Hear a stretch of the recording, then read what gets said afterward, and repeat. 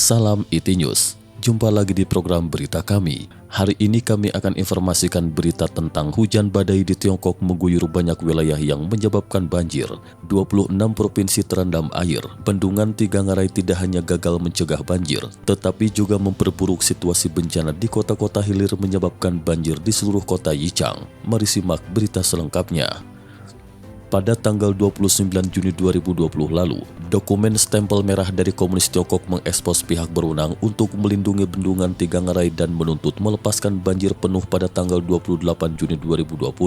Akibatnya kota-kota hilir akan terancam ke dalam krisis yang lebih berat dan tidak mudah bagi orang untuk melarikan diri.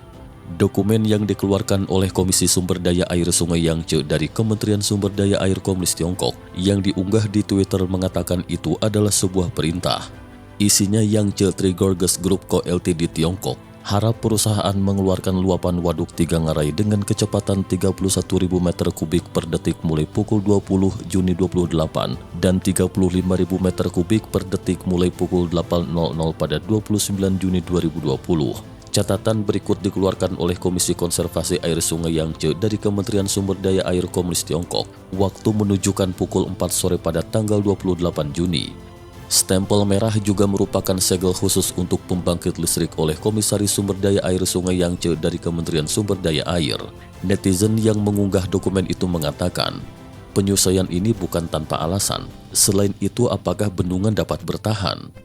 Beberapa netizen lain berkomentar beragam. Mereka meninggalkan pesan di Twitter.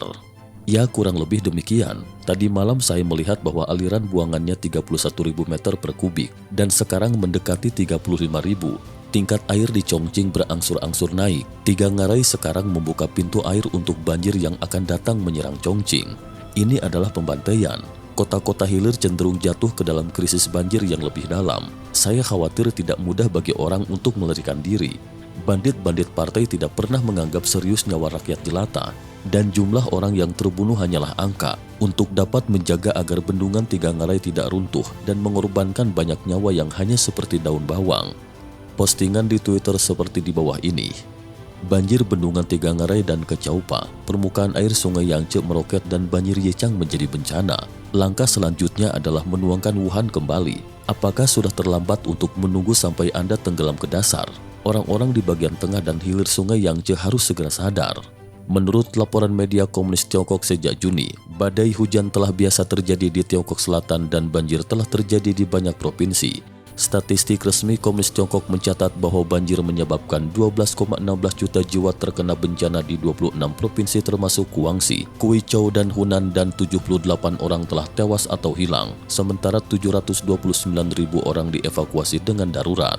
Karena kebiasaan otoritas Komunis Tiongkok menyembunyikan masalah dan terbiasa memperkecil melaporkan bencana, bencana sebenarnya seharusnya jauh lebih serius daripada yang dipublikasikan.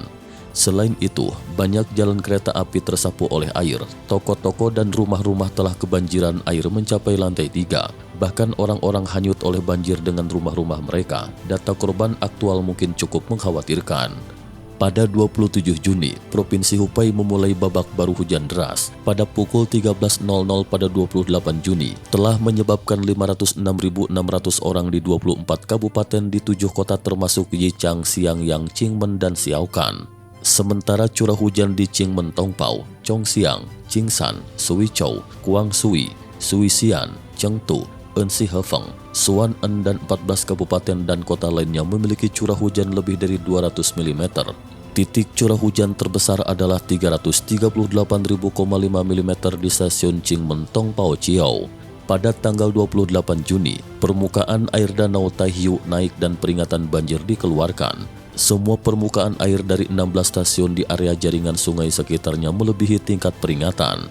Sejak sore hari tanggal 27 Juni, kota Yichang dibanjiri oleh hujan lebat dan bendungan Tiga Ngarai dan bendungan pembuangan banjir Kecaupa di hulu Yichang menyebabkan kerusakan serius pada hilir kota Yichang.